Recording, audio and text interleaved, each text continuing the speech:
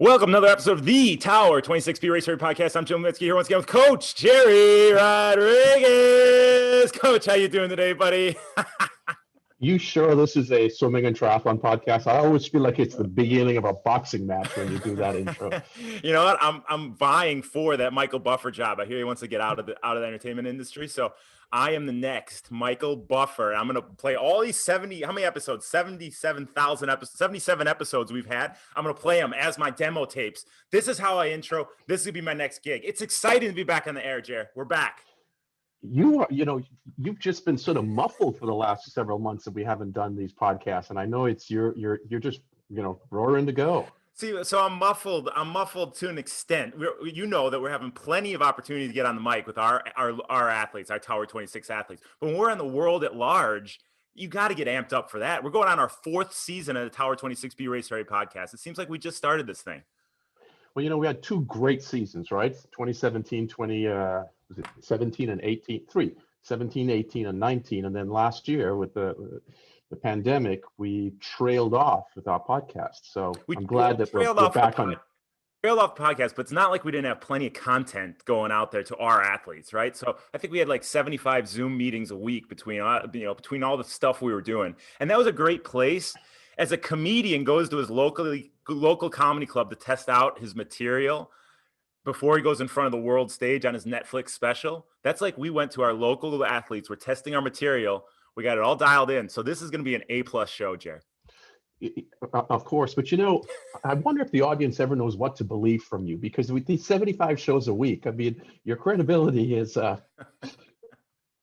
Hey, we do one a week, show a week. What we say goes. All right. So if we say it's 75 shows a week, they believe it. They believe anything we say because we're the ones with the mic, Jer. But okay, what we have to do first off, we have to welcome our Tower 26 athletes. This is a live podcast virtually via Zoom. So we have all these athletes staring at us right now. So we better be entertaining. Well, we've never done this before. This is the first time we're doing a live podcast in front of our audience. Typically, we've done a few live podcasts when Christophe was the producer, right? We'd be at his house and he'd have the camera on us. But this is the first one where people are actually watching us and we can see them. So don't make us laugh. Okay, so you just said a word. Megan, stop smiling. Always smiling. I'm just staring at you, Jared. It keeps me serious, just staring at you. I start looking at everybody else, I'm going to start getting pissed off. Manny, get to work. What are you sitting there for? But you just said a word that could be a word that's not allowed on the show anymore going forward, depending on how the situation is treated. Christophe. Christophe might be a word that is banned from the Tower 26B Race Story podcast. Shall I elaborate? Absolutely. Why not? Let's see where this goes. So Christophe, congratulations. Christophe, producer of the show, amazing Tower 26 athlete. He built the subscription plan. He built the website. The guy's got a mind. He's a genius. He just today was announced that he's the CTO of the PTO. The Chief Technology Officer of the Professional Triathletes Organization. Try and say that 15 times fast. Exactly. So he's big news. Man. Big news. The guy is he's the man.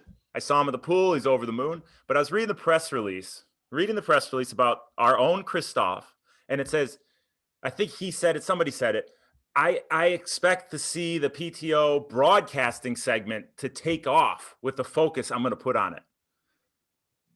Where does your mind go when you say Christophe is the head of the broadcasting of the PTO races?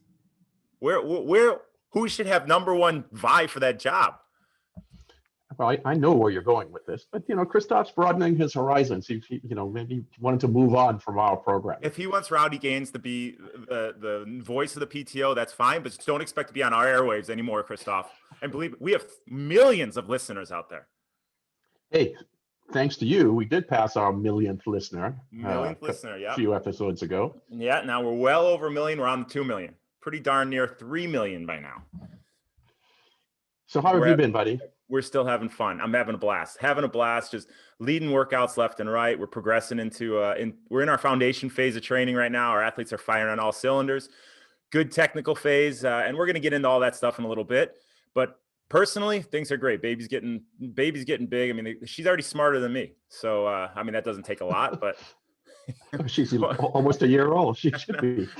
A year and 1 month. Who would have thought? But yeah, between taking care of her next month, right? March, I believe. next month, exactly. Taking I care of was her. at your house that day. You were at, you know what? Godfather Gerry blessed us with that birth. So, and they think, oh, you've seen her one time since then, but yeah, things are going good. I'm taking care of her. We're taking care of all these athletes. We're taking care of you, taking care of Elizabeth, taking care of Coach Megan, taking care of Coach Chris. It doesn't stop. You know, everything's on my back and it's hurting. How about you, Gerry? How's it going? It's all good. You know, just getting through the year as much as possible and dealing with all the normal hurdles that the rest of the world has had to go through. Every so often when I'm sure like everybody else gets a little, you know, hits the valley of the emotional valley because of what we've been through. I think, you know what, here's the deal. Everybody else is there with me. There's nothing that I'm feeling that not a single other person in the world hasn't felt in the last year. Yeah. So, and you're like Benjamin Button, though. You look, all these people going through all this stress, they've gained, 25 pounds, 20 years. Look at you. You're svelte, you're young. You're getting younger as you go through this coronavirus thing. I'll keep you on. Raise that pay. You. Raise that pay. All right. Exactly. So, hey, before we get on to what we're going to talk about this show, let's talk about the countries that are listening. So last time we went through the top 5 countries, there's a few countries that are right on the edge of being in the top 5 here, Gerry. New Zealand, Germany, Russia, the Netherlands, and South Africa all are right about to get into that 5th place.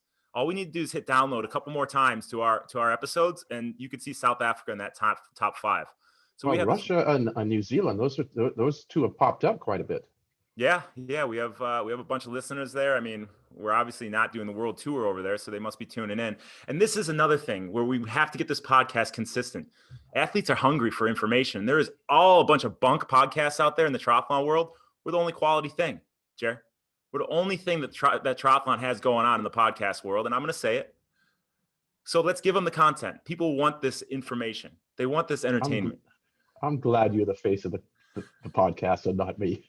Oh, just wait. I have all planned to say during this one. I want to shock people on this episode. Let's bring them in. The shock jock of triathlon is back, baby. All right, let's get rolling. So what did we talk about last episode, Gerry? Well, you tell me. I think we had Megan help us out when we went through did we do our technical analysis finally? We did. We talked about her technical analysis, how she's doing the swim video analysis. She presented that, and we also talked about that only took us, by the way, 3 years to get that going, right? 3 years and one great mind, and all of a sudden it came together. And I think every athlete. I mean, we have 732 athletes on this live call right now, and I think every single one of them's had a video analysis thus far. So, well, I think we're almost ready to open that up to our listenership. We've got quite a few of our location-based, LA-based athletes. Took that video analysis with Megan and Coach Jack and so on, and we allowed some of our subscription members in, and now I think we just need to check with Megan, but I'm pretty sure we're ready to open up to everybody. So a big portion of the episode we talked about that, and Megan did some demonstrations and so on. So it went well. I think it was good. Yeah, and in all honesty, our athletes are seeing some tremendous gains from just the little tips that she's seeing within that swim stroke. And the way she does it, it's not overwhelming them with too much, right? It's like, okay, this is the little thing you want to fix here. We'll check in 4 to 5 weeks. We'll talk about the next thing. And and I mean, I'm seeing athletes just change the way they're swimming just through that video analysis. So really well, we work keep it there, simple. As you know, Jim, it's done with a simplified format of the 3 categories under tautness, alignment, propulsion. So when whatever errors an athlete may have, or the areas they need to work on, okay, it's under this particular bucket for you. So if your weaknesses lie in the alignment bucket, then you really know you need to place your emphasis there. So it's a very easy to understand analysis, and then to go ahead and make the appropriate changes. And then the beauty of it, as you know, you do get to come back within 30 days after your analysis and do a second review. So it's all part of the program that we offer. Yeah, it's really, really well done. So good job, team over there. And we also talked about tautness, how you should be holding your body in the water, and that's our first phase of the technical phase of training. We obviously had an extended technical phase of training, but I think that's what we're going to get into this episode, Gerry. What are we going to talk about on this show? Well, I think it's appropriate, Jim, that we talk about 2021, since this is also our first podcast of the year, and talk about the transition out of a very unique, would be the positive way to put it, but a very unique and strange 2020 for all of our listeners and athletes, rolling out of the pandemic into an opening that it looks like that we're going to have fairly soon worldwide, where we may be able to get back into a racing season within the next several months. And So what's the bridge? Yeah. Well, I think it's going to be like Goodyear when he invented rubber, right? He just spilled something on this hot stove. All of a sudden, he had this formation of something, and there's rubber. This is amazing. I think we might have because of the pandemic, we've fallen onto something in a way we might want to approach the season going forward, because it's working out pretty darn well already. So, I hadn't heard that before. Did you just make that up, or are you? I'm full of useless knowledge. You should see me at Jeopardy at night. I answer every question. He's like, "How do you know this stuff?" I can't add 2 + 2, but I know who the Tsar of Russia was in 1623. I don't know. No, Mr. Trivia. Good to know. Yeah. Useless knowledge, Lubinsky. That's what they call me in college, amongst other things. So let's get into it. How do we going to approach this season? Let's get into some details and let the listeners and our athletes know what to expect. Well, let's back up and sort of do a quick review on what a typical Tower 26 season looks like, on how that sort of bodes well into 2021 here with where we're at in the pandemic. So typically we go through our 5 phases, our 5 training phases. We start the year off with our foundation phase, which we did last year. Everything was fine and normal at the beginning of the year. And we went through several months of that. And our foundation phase then rolls into our sharpening phase, which is part of the foundation phase. So you can call that one phase. Typically lasts 4 to 5 months. And by that time, the racing season is underway. And then that's when we roll our athletes into open water skill building, right? Several weeks of that, and then we're right into what we call the race ready phase, which is our biggest phase, where athletes have the foundation is laid, the technical skills are in place, the open water technical skills are in place, and now it's all about effective racing. And then by October, under the Tower 26 banner of training phases, after Kona, that's sort of our benchmark of when we conclude the season. Typically, it doesn't mean that there are no more races in the season. In fact, we have many athletes that race Ironman Arizona or Ironman Cozumel or whatever it may be. But we sort of put a soft stop after Kona, and then we roll into our final phase of the year, which would be our recovery phase and our technical phase. That's the name that we give it, recovery and technical. Well, it just so happened in 2020, we didn't have much racing, right?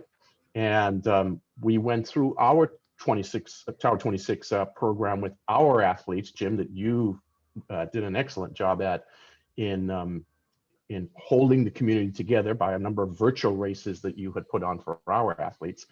And then we did start our technical phase as we normally do in October. But what we did differently, though, that leads into talking about 2021, is we extended our technical phase out. In fact, we just wrapped it up a couple of weeks ago. So our technical phase went all the way into the end of the first month of the year, the end of January. And then on Feb 1, we started our new phase, the foundation phase. So we're now into and we can call that phase, the foundation phase, the training phase, the fitness phase, whatever you want to call it. It's where we lay down the tracks for the season and go through, multiple training cycles, 3-week training cycles. And this, Jim, I think, is going to work out really well. It's like it's like the coronavirus gods have sort of blessed us with goodness. All these vaccines have come out, well, several in the last couple of months, more on the way. In fact, another one got some information today, Novavax. But the fact is, it seems that within the next few months, a large population, certainly in the United States, will be vaccinated. And it looks like we're going to be able to roll into opening up races fairly soon, within the next several months, which means for us, we will go through Feb, March, April, May, building out our foundation phase. And by the time that phase is over, guess what? We're likely into the beginning of when races are allowed to hit the shores again. So I think it's going to work really well, folding in how our season is unfolding. Yeah, I mean, especially in endurance sport, and I say it all the time. I use this as an analogy. You're building a skyscraper. The bigger the foundation, the higher you can go up. The more sturdy that skyscraper is.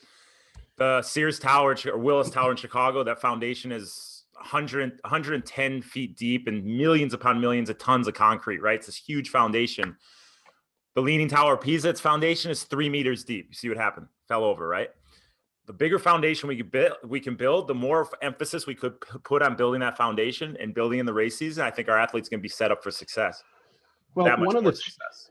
Absolutely. And one of the challenges that we have in the sport of triathlon, and I'll back up and give some foundation, when many of you guys that are either relatively new to the sport, you're maybe now starting to listen to our podcast for the first time, or you've been with us for a few years, you are familiar with racing 12 months a year. When the sport first started, I can go back to at least when I first got introduced to the sport, it was already in play for a couple of years.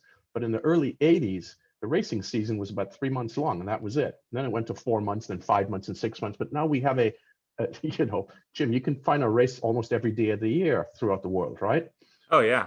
Yeah, I mean, when I first moved out here, I moved out in February, and I said all my buddies in Chicago, I said, "Oh, I'm doing a race next weekend." They go, "Next weekend?" And yeah, in California, it's March 1st. It was Strawberry Fields Triathlon. They used to have it in That's right. Oxnard. Yep. And they're like, "Are you kidding me? We don't ever think about racing until June." So, I mean, we have this skewed view that we can race year round. But, I mean, in reality, think about the Midwest right now. Think about the East Coast. They're in no shape to race come March. Right. Well, because of the sort of the menu that's available to athletes worldwide in the sport of triathlon, it's grown so large. It's actually challenging, I think, for coaches to run a proper training module, one that's effective year over year if you want gains over multiple years, because there's always a race. So when we came up with the Tower 26 training program and the multiple phases we just went over, there are those several months from the end of October into January where it's complete recovery. We don't do any racing for the most part. And then while we are introducing the foundation phase, it's laid out in such a way that athletes really don't need to be racing. And if they do start racing, those races, we encourage them to label those as C races. Think of it in terms of A workout, a B workout, and a C workout. Those few races of your season, those are your C races. Those are getting the rust off races, right? And yeah, really, I think that you have to approach it with this mindset. You can't be in a rush to just get your fitness right away. You got to be that well-rounded athlete, which is something you've instilled in the Tower 26 philosophy through, all the programming you've done over the years. Well, especially if you want longevity in the sport, and longevity doesn't mean just the number of years in the sport, but if you want to be able to race healthy consistently. If you just go through the hammerfest of 12 months a year of intensive training and a lot of racing, well, that's going to have an outcome that's generally not favorable. Well, you also never get a chance to bring it back to basics and revisit the basics. I mean, let's get away from triathlon, let's get away from endurance sport. When I was an ice hockey player, you'd have games, or you'd have your season from October until April. Then April, you take a little break, take a month off. But then in that whole summer, you don't stop, but you're working on little things. You work on your edges. You're working on puck handling. You're working on shooting. But you're never working that foundation. You're never working that aerobic fitness the way you do once training camp starts in August, right? For 2 weeks during training camp, you're not going to be able to stand up off the toilet, after doing your business. But there's a point to that. You work on the little things, you work on the basics, and then you come into the season that much more prepared, more from a mentally fresh standpoint, but also from a technically sound standpoint as well. And that's what I'm seeing with our athletes now. Because we had that longer technical phase, they're swimming, they're biking, they're running better than they ever have because they're totally dialed in. We really drilled into them how they should be moving. And to your point, especially during the technical phase, that doesn't mean faster by any means. In fact, the technical phase, it has two names to it. It's the technical and recovery phase. And there's a reason it's the recovery phase. It's to give the body a chance to do just that, to recover, to rejuvenate, to be ready to absorb training load in the next phase, which is the phase that we just entered a couple of weeks ago. So the technical phase is about building technical foundation, teaching our athletes how to ride well, swim well, run well with good form, at lower stress levels, meaning workout intensities are much lower, obviously, and the duration of workouts are reduced, because duration is also one level of stress. If you have super long workouts, that add stress to the body. So we reduce the length of workouts and the intensity, and we go through those several months like that. And that's what leads, in this coach's mind, and I know in yours also, Jim, to a successful season year after year after year on a healthy athlete. Yeah. And, personally, through my coaching philosophy, through my training philosophy, like I said, you've instilled into me, I'm always know I'm going to be racing better towards that back half of the year, because you take your time building into it. And, I'm going on my, 16th season of racing, and, 12th season of racing as a professional.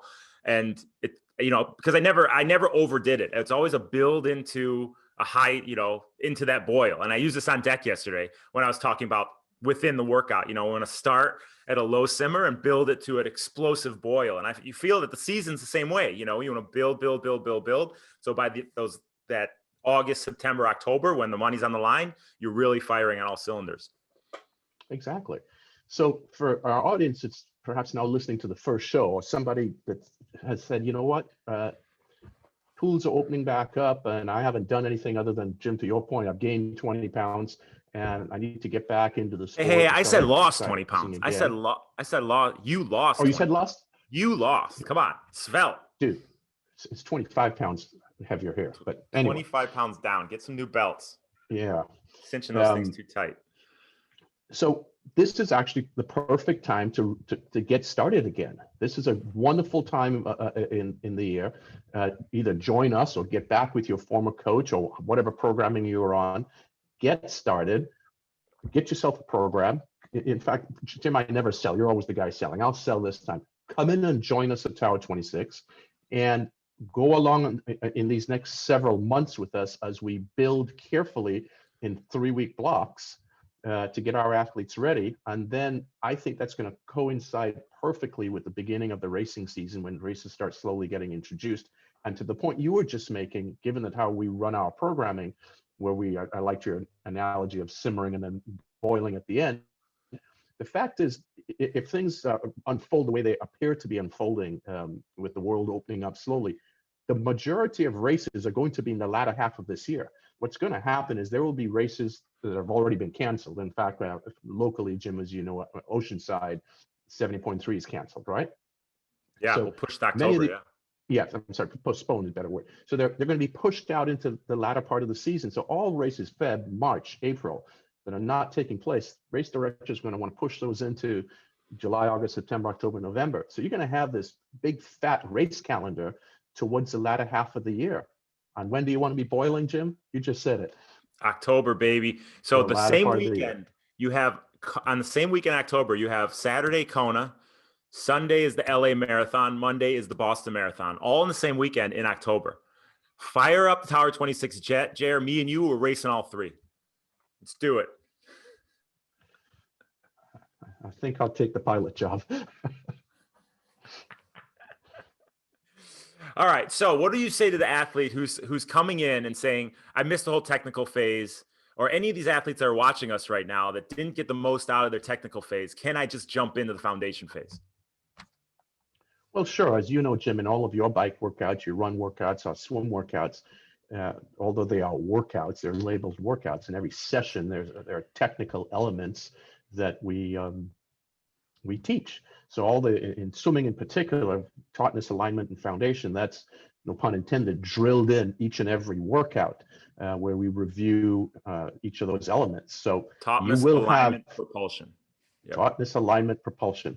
Those are overlaid constantly in every workout. So perfect time to start. And what's even good at the moment with us, unfortunately, many athletes, pools have been closed throughout the year, or opened with abbreviated schedules. Athletes are only able to swim 30 or 40 minutes. In our case, we have some workouts that are only 40 minutes long. Some others are 45. One pool lets us swim for 55 minutes, but the majority of our sessions are only 45 minutes. So the workouts that we've prepared lately are 45 minutes to 60 minutes long. So you talk about starting at a good time, you have shorter workouts, makes it a little bit easier, a little gentler reintroduction.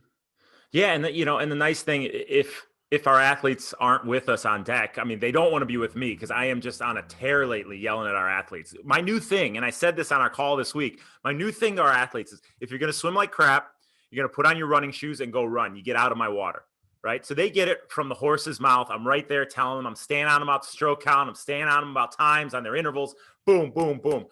If they're not there live, we have an audio version both on the swim, bike, and run that you can always listen to. You can tune in to YouTube. And I got pissed last week at our athletes because they weren't taking advantage of our audio versions. They weren't taking advantage of our YouTube versions. It's there. We have all the knowledge there. We're laying it out. There's nobody else in the world doing this. Take advantage of all the knowledge that we've learned through our failures and through our progression as coaches, and we're laying it out for our athletes. So every single swim file, every single run file, every single bike file has an audio, has a YouTube video, has video demonstration. So there's plenty of knowledge ingrained into our workouts. It's not just a PDF of what you need to follow. Right. We learn through listening. We learn through viewing. We learn through doing, obviously. Got many of the elements in the learning pyramid, introduced in all of our workouts. Exactly. Beautiful. So I think we hit the nail on the head with that one, Jer. Yes. Basically, the essence is start slowly. This is a good time of the season. In fact, Jim, I forgot to mention, my wife had just told me, which I hadn't seen it. Perhaps you saw it, but the CEO of Ironman, Andrew Messick, put out a message to athletes a few days ago. I haven't seen it yet, but basically, I think part of the essence, as I understood or been told, was keep training. Racing season is coming. So race directors are getting ready. So go ahead and get your training restarted, reignited, get your nutrition in place, start looking forward to what's coming. We're going to have a wonderful year, I believe. We had a coaches call for our Tower 26 coaches last week, and I forbade them from saying, oh, who knows what's going to happen? Maybe racing won't happen. Racing is going to happen. Get your eye on it and get ready, right? Every single day counts. Every single day is a step towards your success on race day. So let's get the work done. And one thing we've built here is a great community to lean on each other. So if you're having a tough day, you always have somebody to lean on, to look to and say, hey, you know what? That guy's doing it. I'm going to do it just as well. A lot of positive messaging in the last, especially in the last week, regarding a lens into the future of regarding the pandemic. So it's good. Exactly. All right, so let's move on to the workout of the episode. How about we get to that, Jer? I'm glad you have the format down. It's been such a while, Jim, that since we did an episode, I couldn't remember if the workout of the episode came after this segment or it came after we did the questions. And I'm glad you. Well, the funny thing, I don't have to think about it. It just comes out. So I don't even know. I really don't ever think. I just kind of go with it. All right. So workout of the episode. Remember, go to coaching.tower26.com for the details of the workout, video, audio, all that kind of stuff, and to sign up for that swim subscription program that we've been chatting about. Coaching.tower26.com. Jerry, what's the workout today? So I thought, let's use the session that we actually did today, right? And yes, there are some of you guys that maybe that are listening in right now will be doing tomorrow. It's one of our A workouts, and it's a key foundation workout. And in fact, this particular session is our final A session. We run 2 A sessions a week, 1 B and a C. So that's 4 workouts. If an athlete only has the opportunity to swim twice, they will do the 2 A workouts. That's what you do first. So in our 3-week cycles, we would run 6 A workouts, right? 2 the first week, 2 the second, 2 the third. That's 6. So this is our 6th A workout. So we've had 5 foundational A workouts leading up to this, 3 supporting B workouts, and then some recovery sessions. So this was our largest workout as far as duration or volume. But we started off, and it was all about pacing. This is about learning to regulate efforts so you don't blow out, to your point, Jim, earlier on. You start off easy and you simmer, and then you ramp up to your boiling point. Grand finale. I use another one, grand finale, right? You don't start a fireworks show with the grand finale. You just slowly build, then right? End with the grand finale. So many good analysis. Perfect. I could think of many others as you're saying this. So get your mind out of the gutter, Rodriguez. It's not where mine was, but So anyway, so this session is longer in duration. So we had 2 warm-ups, and what we did was we instructed athletes that if their facility is has restricted usage, you're only down to 40 minutes or 45 minutes or even 35 minutes, whatever it may be, kill the warm-up. We have 2 warm-up segments, kill those. So you go to coaching.tower26.com to see what the warm-up is, but let's just deal with the main swim set here, because the main swim set is designed in such a way that it can be a warm-up. We did two segments of a main set. Segment number 1, it's an approximate 20-minute swim, and we really do longer swims of this, continuous swims of this distance, but this workout called for one. It's approximately 20 minutes long, maybe a little bit longer. And we asked our athletes to break it up into 4 quarters. So if you were doing a 1200 as an example, which was for one of our levels, because we have different levels, ability levels. So level 1 is doing a little longer distance, level 2 a little shorter, level 3 and so on. So if you were doing a 1200, you would look at this as 4 300s continuous, there's no break.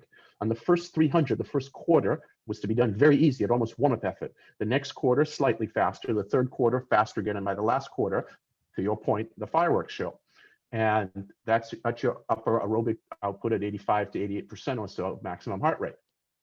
And it would be a good opportunity to look at your watch also, which is not something that we typically ask our athletes to do in workout, but you can look at your watch each quarter distance and see, okay, the next quarter, did I swim 4 or 5 or 6 seconds faster? The third quarter, did I swim faster again in the fourth quarter? So we're introducing pacing efforts, managing efforts, and so on over this continuous approximate 20-minute swim. Then we took a break, a couple minutes, and then we took that distance, in this example, the 1200, we sliced it up to 12 100s, and we did those as 4 sets of 3. The first 3, again, 70% effort. The next 3, 75% effort.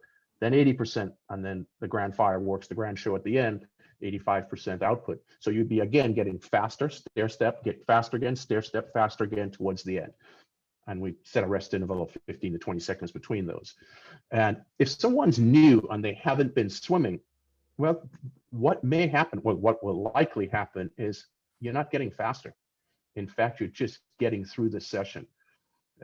Athletes that have been swimming over the last several weeks should be able to actually progress efforts and get faster. But if you're new and you're doing this as your very first workout, you're not going to see the outcome for those who've had a little foundation for the last several weeks.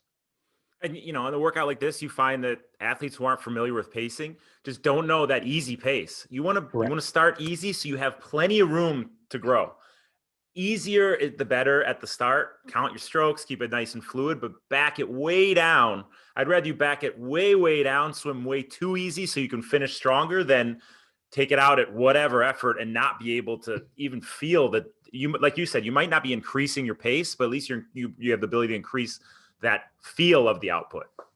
Well, you do the same thing in your bike sessions where you say, okay, we can have specific numbers. If you know what your FTP is, and I know you, on a later show, you'll explain what that means, but if you have a certain number and you know what that translates to in watts, you would start at watts that are maybe 30% lower, and then you would start increasing your effort, your output from there. So this is the same thing, and it's learning how to regulate efforts and output, because that becomes super important in any endurance event, whether it's a swim race, a bike race, a run race, or Ironman. Yeah, triathlon. And that, that's what I'm constantly stressing in the running workouts that we do every Wednesday. It's easy on the smart trainers now because it dials it in for you on the bike workouts. You don't have to think. So if there's some way you can invent a smart trainer for the swim that just regulates all their paces, it'd be perfect. Put the Rodriguez stamp on it, we'd be good. My wife constantly teases me. She says, you work all the time, you make no money, and you never invented the that goggle that came out. There was a goggle that came out like the SEAL mask, this big old fat mask that athletes were wearing for a long time, that whoever thought that thing would have been successful, and every swimmer started wearing it for about 10 years. Hey, if it's promoted, it's how I always said, if you go to Kona with a handful of poop and you stand at, Dig Me Beach, everybody's gonna be like, oh, that's the hottest thing in triathlon. Let me have some of that. Market it towards triathletes, they're gonna buy it. So that's my next invention. So good one. So go to coaching.tower26.com for details of that workout.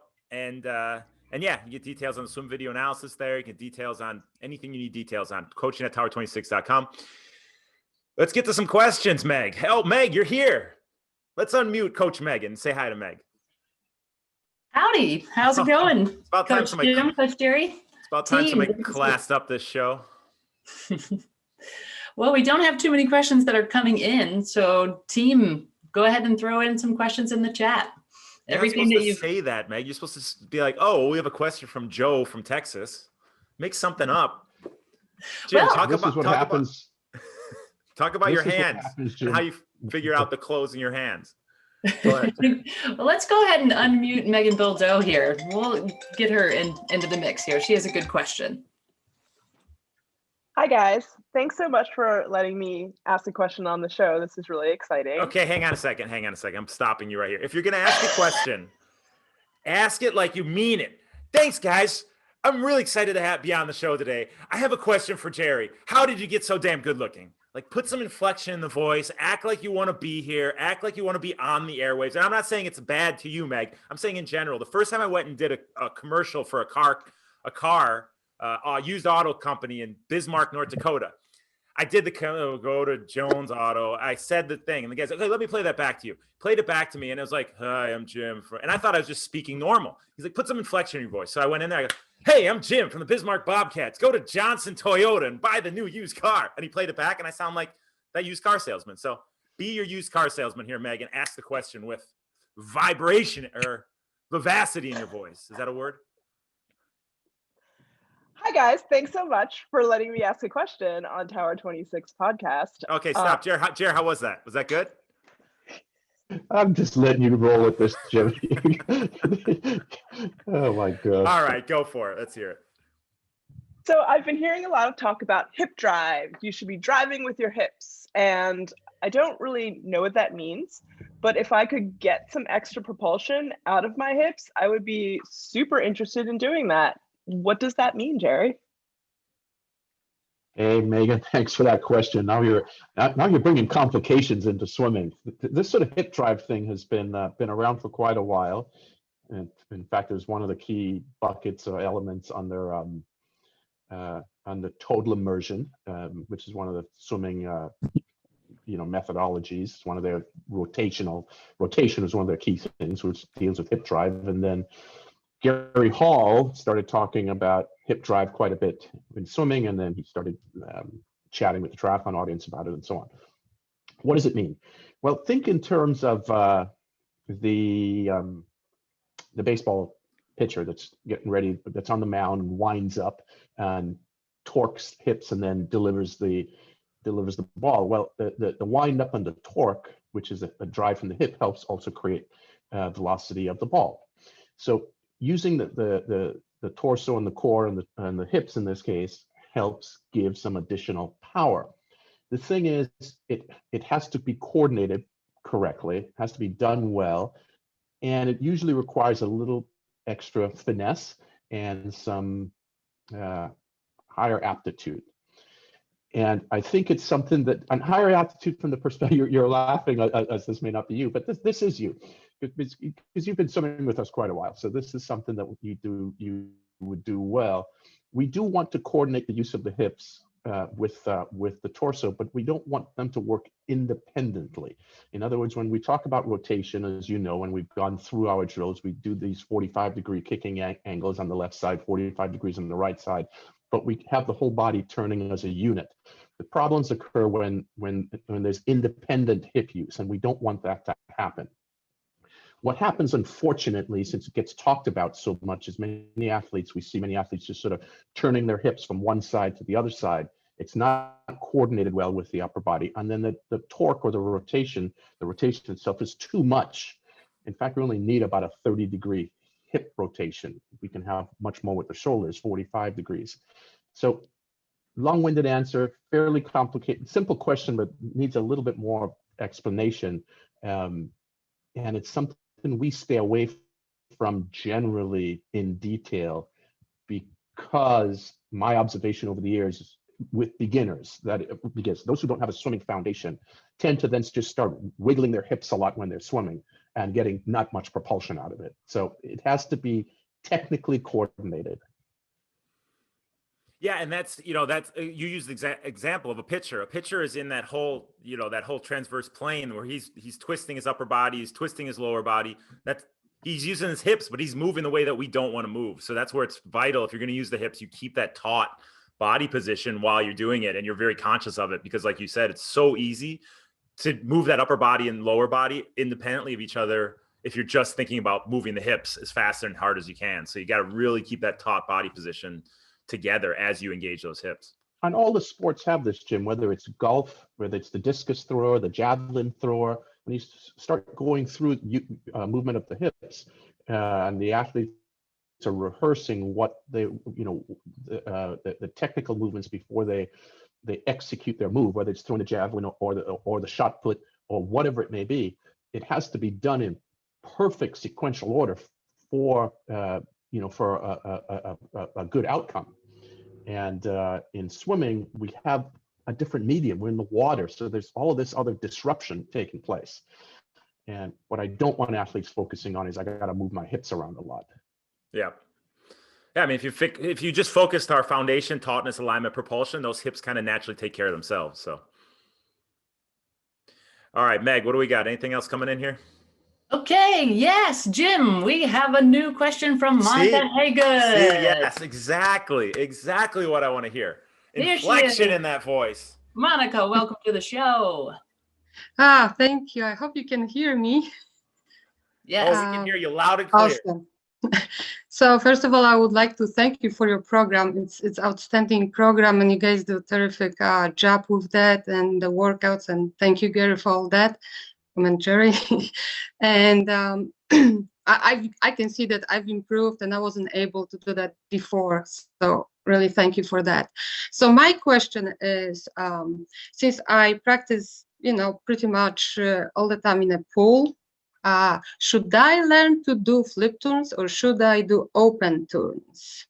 And then how can I improve in any of them? Is it possible for you to provide some technical information on it? Hey, Monica, thanks for the question. Tell us where you're from, Monica. I'm originally from Poland, small town Olsztyn, but I live in Las Vegas, so I'm not too far from you. Oh, wonderful. Well, you'll have to come visit sometime. Yeah. Normally, Jim, as you know, when we take questions on the show, when we get the questions ahead of time, we have the question comes in, hey, Jim, or hey, Gerry, it's Monica from Poland, or it's from, and they usually, so we normally do our little, introduction with letting people know, the audience know where you're from. So thanks for that. Regarding your question of flip turns versus open turns, since our program is catered towards triathletes, over 99% of races are in open water. So learning to do a flip turn is not a technical aptitude that we need for triathlon. So we don't teach them in our workouts. If athletes do them, it's wonderful, but it's not something that's part of our technical menu of teaching. If you want to do one, you can certainly YouTube how to learn how to do flip turns and start practicing them. Like anything else, it'll take about 1,000 flip turns to nail it down properly. You'll get a lot of water in your nose initially, but it's not necessary for a triathlon or triathlon swimming. One thing you have to do, though, is if you're going to do it, commit to it and just say, you know what, every time I turn, I'm going to do a flip turn, because it's really easy to be like, oh, it's intimidating, I lose my breath and I can't do it. And then you do one or two and then you stop doing it. Force yourself to do it every single time you come to the wall. And then it just becomes second nature and you get it down, you get the breathing down. I mean, even Brian Massey, who the guy's got he can't, you have this guy do hypoxic. We don't do hypoxic breathing, but he's got to take a breath every single stroke, right, left, and he can do a flip turn now. Well, Jim, to your point of flip turns, that's the biggest obstacle in the beginning is the breathing, because you have to hold your breath for a little bit longer than usual. So expect that when learning. Water will go up your nose. That's the norm. You will be waterboarded initially. There'll be a huge amount of discomfort. And start, if you want to practice or want to learn how to do these, start doing them in the warm-up rather than the main swim set. Because in the main swim set, you have stress on you. You have load stress, the duration of the set, you have intensity stress, whereas warm-up, it's easier. So start practicing them in warm-ups. There you go. Thanks, Monica. Thank you. Have some pierogies for me. Awesome. Send some my way too. All right, Meg, what do we got? Okay, let's stay in that part of the world. We are going to turn it over to Slawek, who is also Polish but living in Denmark. So he My has people. a great question about how many Ironmans you would recommend doing in a given period of time. Take it away, Slawek. Hi to everyone, and welcome again. I would like to know if, my wife means that I'm killing myself with Ironman, and I decided to take 2. So my question is it sensible? It is more. Is it sensible? What are the Ironmans that you're going to do? What are the dates and how far between each one? And give me some the details. 22nd of August or the 3rd of October. 22nd of August. and the 3rd of- Copenhagen or Barcelona. These are full Ironmans? Yeah. So yeah, It's not sensible. Yeah. it depends on what you want out of it, right? Do you just want to cross the finish line and say, hey, I finished 2 Ironmans in 2 months or in 3 months? Not going to be the best for your health. You're probably going to beat yourself down. That's fine. If you want to be on the podium, then we have a different story. You pick one to focus on and you really hone in for that one, right? So Yeah. if you were doing one in May and then another one in November, I'd say, okay, you can do it. We peak for May, then we recover, then we build up again, peak for November. Those are 2 that are pretty close together, and you're going to risk some, you got to first of all, make sure you're doing everything right. You're building into it correctly. And then if you are going to do it, make the first one your A race and the second one, just get through it. So Jim, I heard 2 questions in here. First, and let me add a third one. So Slawek, let me ask you this. When did you start doing triathlons? 6 years ago. Okay, that's fine. So at least there's some build-up, because Jim, as you know, we have many athletes who come in and want to do an Ironman in their first year. Okay, so you have some foundation. But I've done Ironman in the first year. Okay, so that's behind you. Here's the question that you didn't state directly, but is inferred.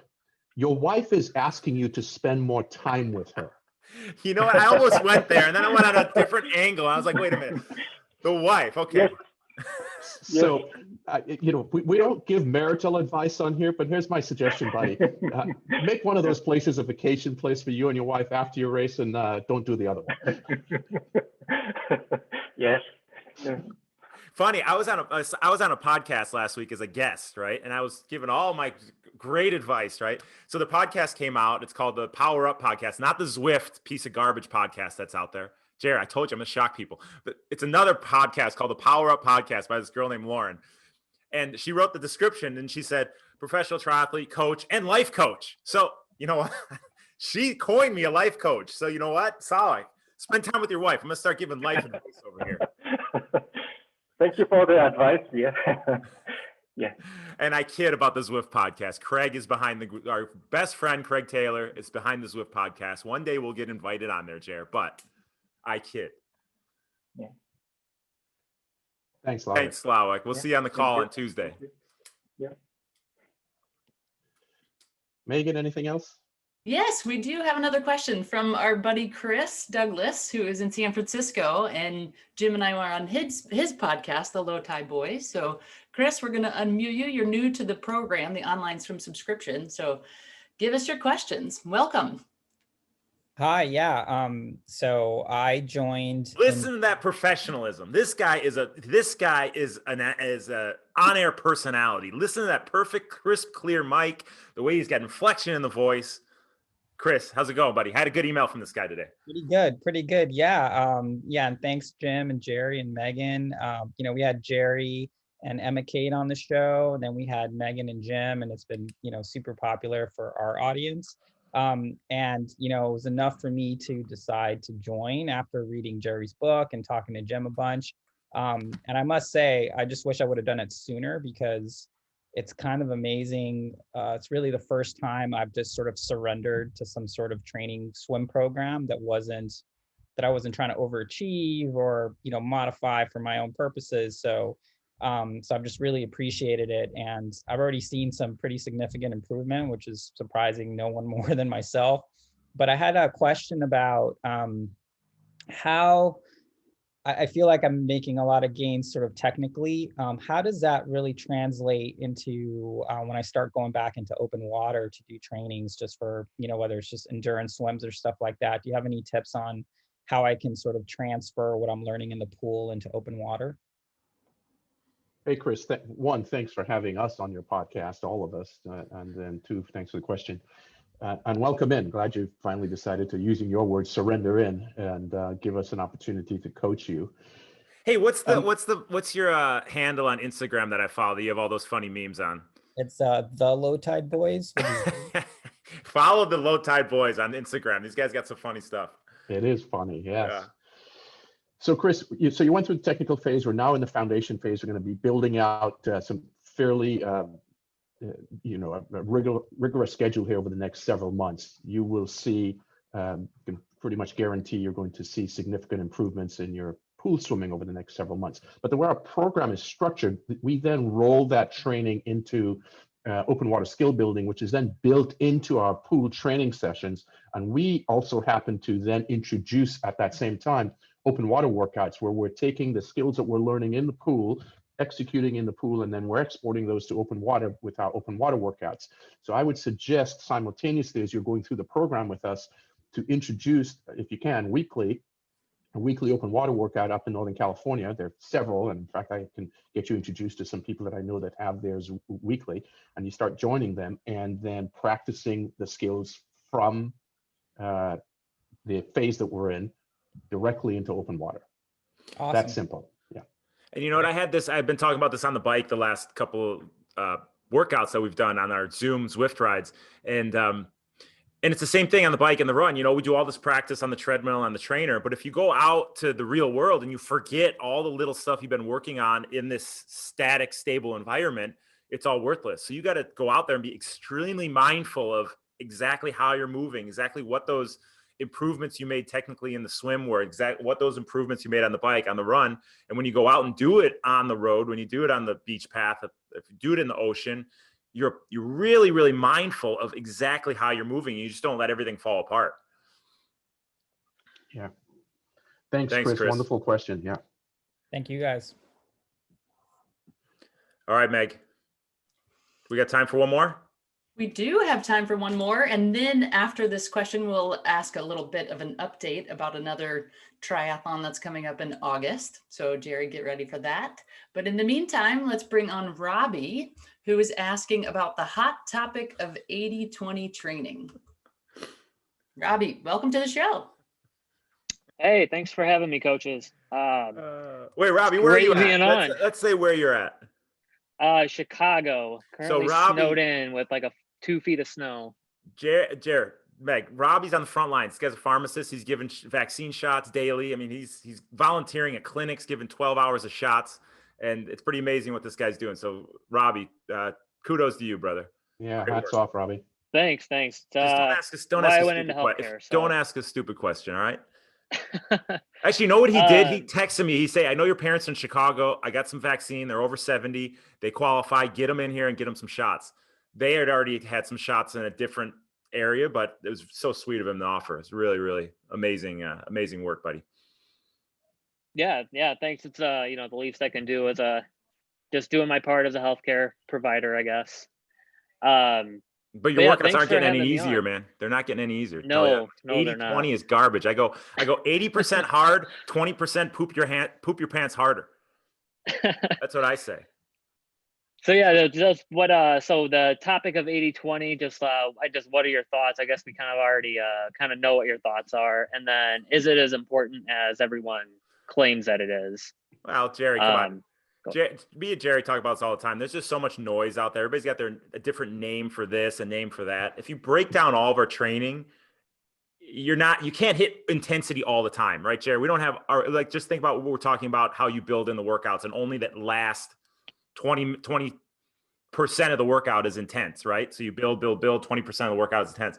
Overall training plan is the same way. You can't go hard every single day of the week. You got to intersperse the hard with the volume, the lower end intensity. And it turns out to be a majority, let's say 80% lower intensity work and then 20% higher intensity work. But we don't necessarily say, hey, it's 80-20, 80-20. Everybody's got their name for everything. We just train smart.